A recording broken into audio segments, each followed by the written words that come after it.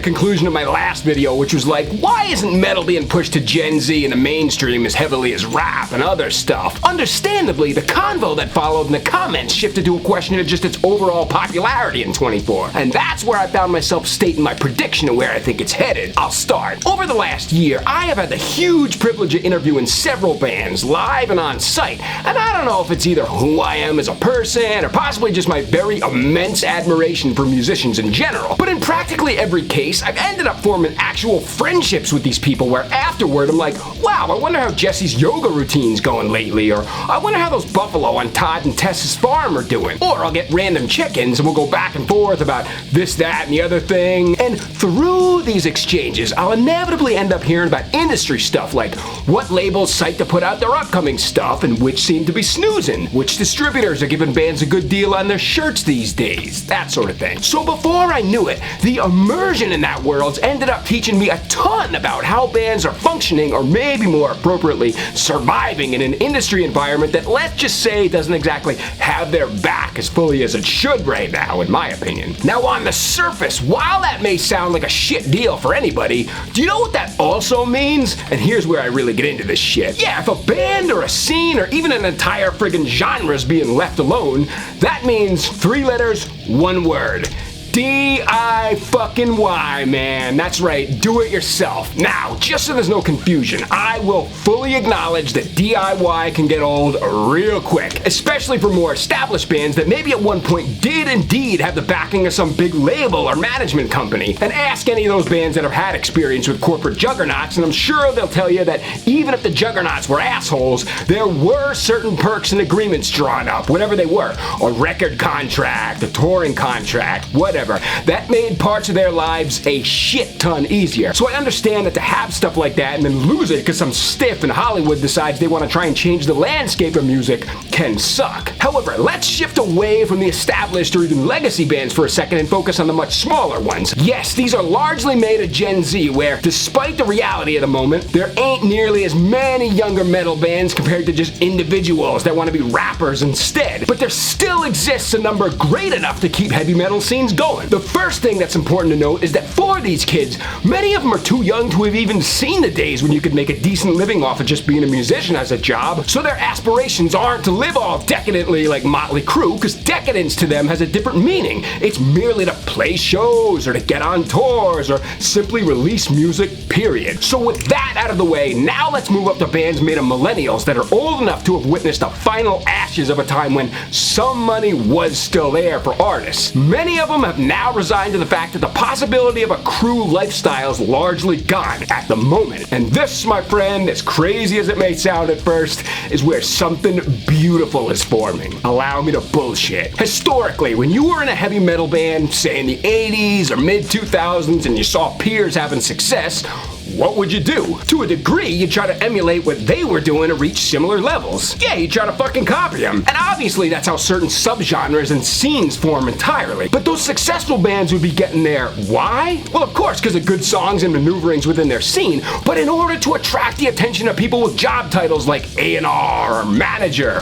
What else was required? Fucking fans, man, or synonymously and more oftenly used today, a following or followers. And the simple reason that the suits wanted to and want to start a relationship with you or any band today that's got such a following, and I don't mean this word negatively, is to exploit it, to fucking make money off of it. And what was the DNA for the entire scene originally behind the band that eventually caught the attention of Hollywood? DIY, man. That means that scene was cult, an entity birthed wholly from the passion of music lovers and believers in a certain sound, so much so that fans would regularly turn up to independently booked shows to buy these independently printed t-shirts or patches or buttons, any of that shit. And where it all goes back to the actual music, look at any scene that at one point was considered underground.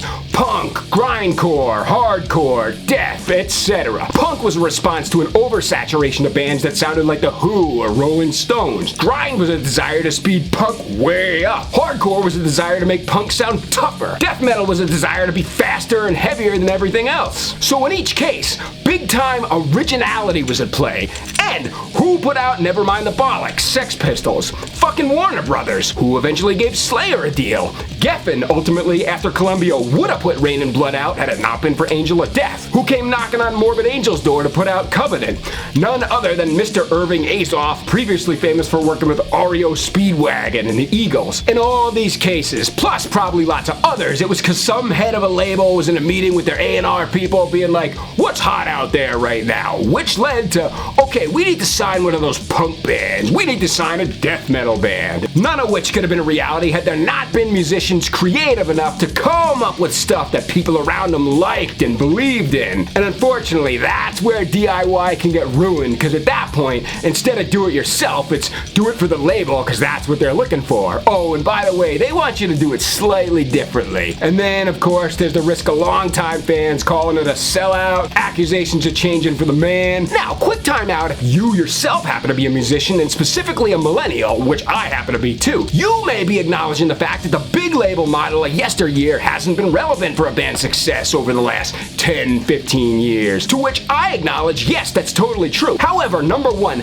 there still have been bands labeled as heavy metal that have been putting out albums through majors over the last bunch of years, even if there weren't that many. And I'm sorry, man, but two, for as badass and fuck the man as metal bands are supposed to be, I'm sure if you ask some of them if they'd trade in the perks they got through working with majors to once again just relying purely on themselves, they'd tell you hell no. So the way this all translates to today and what's led to my prediction is that we are once again living in a time when heavy metal is unbothered by pressure to make it by writing songs that sound exactly like somebody else. Sure, there's always going to be clones, but the lack of pressure is right now giving birth to tremendous creativity and sound diversity. I don't even know if it's worth the time to mention specifics, because I bet you yourself as a metal wizard can probably name 5 off the top of your head right now that are very unique and original. Hell, Octoploid from Finland are like sludgy yet polished psychedelic death metal at times, with 70s prog and sometimes even death doom with synthesizers, just like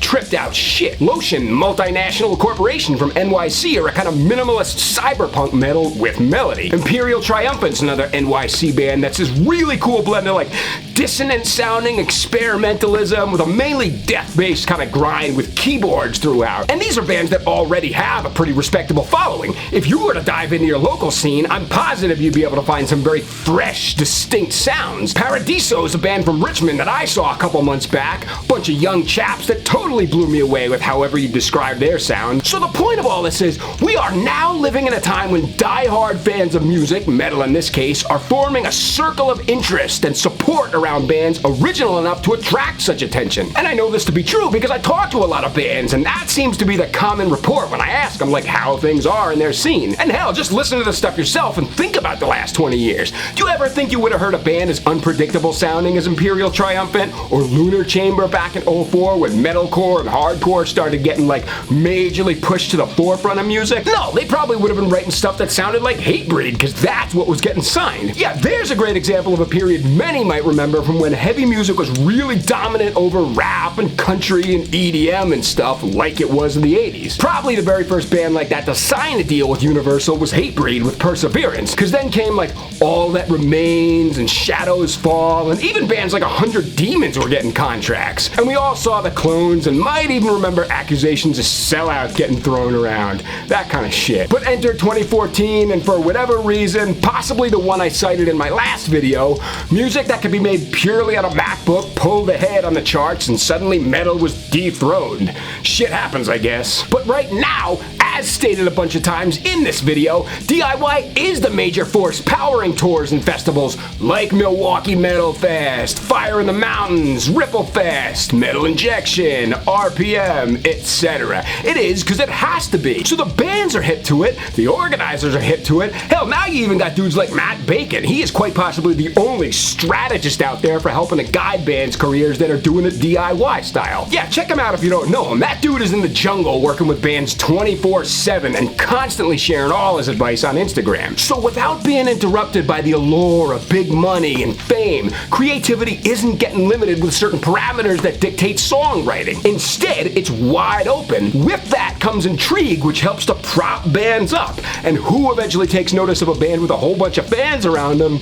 Yeah, the fucking Suits. Suits that'll then usher in a fresh sound to the spotlight. So to conclude, I'm saying realistically, I think we're about 6-7 years away from metal returning to the heights of popularity like it was in the mid-2000s, led by newcomers and watched over by legacy acts. You figure from now till 27, things will still be coagulating. Around 28's when the Suits will start noticing this. And by 29, they'll be eager as hell to start exploiting the shit out of what was once an innocent scene full of passion and independence. But hopefully, of course, the bands can retain as much of their integrity as possible. But either way, for better or worse, that's what I'm saying, man. That's my position, and I say that based on seeing it happen once before with hardcore and metalcore, in combination with things I've been picking up from friends and bands now. Or shit, you know what? Hell, you don't even need to have any of this knowledge. Just look at any flyer for a metal festival right now. Where the hell are all the sponsors? Like, where's Pepsi? You know, is Monster even putting their name on metal as much? Alright, dude, fucking A.